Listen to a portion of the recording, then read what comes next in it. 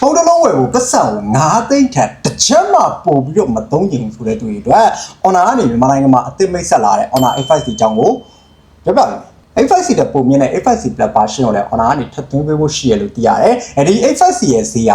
4,900,900ဆိုတော့ကျွန်တော်ကိုယ်တိုင်သုံးဖို့မဟုတ်ဘူးဆိုရင်တောင်းပါပေါ့နော်ဒီဖုန်းပြောဖုန်းခေါ်တော့ပဲလုပ်တဲ့လူကြီးမိဘတွေကိုဒါလက်ဆောင်ပေးမယ်ဒါမှမဟုတ်ကြောက်မယ်ဆိုရင်လည်း okay ဒီကောင်ဗတိခံခံနဲ့ရေရှည်သုံးလို့အဆင်ပြေအောင်လုပ်ပေးထားတဲ့ budget phone တစ်လုံးလို့ပြောရမယ်အခုလိုမျိုးဈေးသက်သာတဲ့ budget phone ကင်တဲ့သူတော်တော်များများရတယ်ပေါ့နော်ဘာမှမဘယ်လောက်ကောင်းလဲဆိုတာထက်ဗတိခံပါမလားရေရှည်သုံးလို့ရောအဆင်ပြေပါမလားဒီလိုမျိုးချက်တွေကိုဦးစားပေးရေးချက်ကြတာများတယ်ပေါ့နော်တချို့လူကြီးတွေဆိုရင်ကျွန်တော်လူငယ်တွေလိုမျိုးပေါ့နော်ဖုန်းတစ်လုံးကိုဒီခဏခဏမလဲပဲနဲ့နှစ်တကြာကြီးကင်တတ်ကြတယ်အဲ့လိုချက်တွေကြောင့် Honor ကနေဗတိတော့ပေါ့နော်960 mAh download speed ဗတိကိုထည့်ပေးထားတယ်အဲ့ဒီဗီဒီယို51 watt charging နဲ့အားပြန်တင်နိုင်မယ်51 watt ကိုအချိန်နဲ့ပို့ပြီးဖို့တော့လိုမယ်။ Honor ကတော့ဒီကောင်ရဲ့ဗတီက social media browsing ပါညာကိုစက်တိုက်လုပ်မယ်ဆိုရင်တော့ပါပေါ့နော်။93ခန့်နဲ့လို့ပြောထားတယ်။အဲ့တော့မှကျွန်တော်3နှစ်တွေကြာလာလို့ဒီဗတီမခံတော့မှကိုစိတ်ပူနေတဲ့သူတွေအတွက် Foya ဗတီ hash ကိုလည်း support လုပ်ထားတယ်။ပြောချင်တာကဗျာကျွန်တော်တို့ပေါ့နော်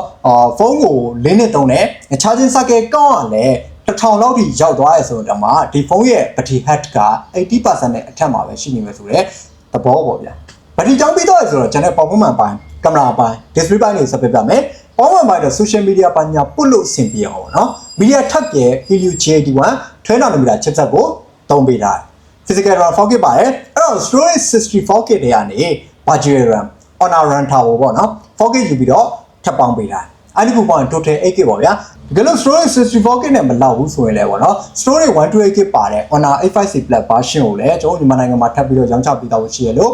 သိရတယ်ကင်မရာဘက်ကိုဆက်ပေးပါဒါနဲ့ဘက်ကပြည့် main ကင်မရာ auxiliary lens လေးနဲ့တွဲပေးထားတယ်ဆက်ပြီးတော့5 megapixel sensor ပါမယ် budget phone ဆိုတော့ကျွန်တော်ပုံထွက် quality ပါညာကောင်းဖို့ဆိုတာတဲ့အမှတ်တရပုံတွေဒီမှတ်တမ်းပုံတွေရိုက်ဖို့ပိုသင့်တော်တယ် display ကတော့ 90Hz refresh ရတဲ့ 6.74 inch 720p TFT LCD notch display ကိုသုံးပေးထားတယ် 1080p ရရင်တော့ပိုကောင်းမယ်ပေါ့နော်ဒါမှလည်းသူဈေးဝန်းကျင်ကတခြား official global phone တော်တော်များများကလည်းဒီတိုင်းပဲဆိုတော့ဒါကိုသွားပြီးပွားအောင်လုပ်ဖို့ကလည်း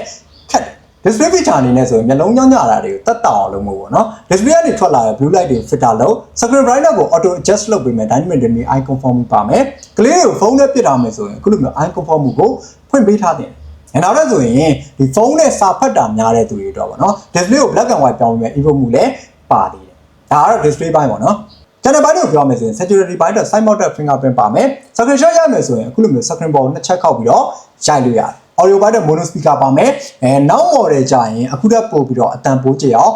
လုပ်ပေးစေတယ် operating system က Android 15ကိုမှ macOS 9.0 နဲ့လာတယ်အရောင်တွေကတော့ Honor A5C မှာ Ocean Sun နဲ့ Midnight Black ဆိုပြီးနှစ်မျိုးရှိတယ်ဗောနော် storage 128GB ပါတဲ့ Honor A5C Plus မှာတော့ Ocean Sun နဲ့ Meteor Super ဆိုပြီးနှစ်မျိုးရှိတယ် weight က186g တက်ကလက 7.89mm ဆိုတော့သူဈေးဝန်းကျင်တခြားဖုန်းတွေရှင်ဒီကောင်ပေါ့တယ်ပါတယ်လို့ပြောရမယ်နောက်ဆိုတော့ Honor A5C ကဘယ်လိုဖုန်းမျိုးလဲဆိုတော့များသိကြကြမယ်မှာလေတကယ်လို့ဒီဖုန်းနဲ့ပတ်သက်ပြီးတော့တခြားသိချင်တာရှိသေးတယ်ဆိုရင် comment ပေးလိုက်ပါကျွန်တော်ပြန်ပြပါမယ်ကျွန်တော်တော့တော်စီမှာဟုတ်ကဲ့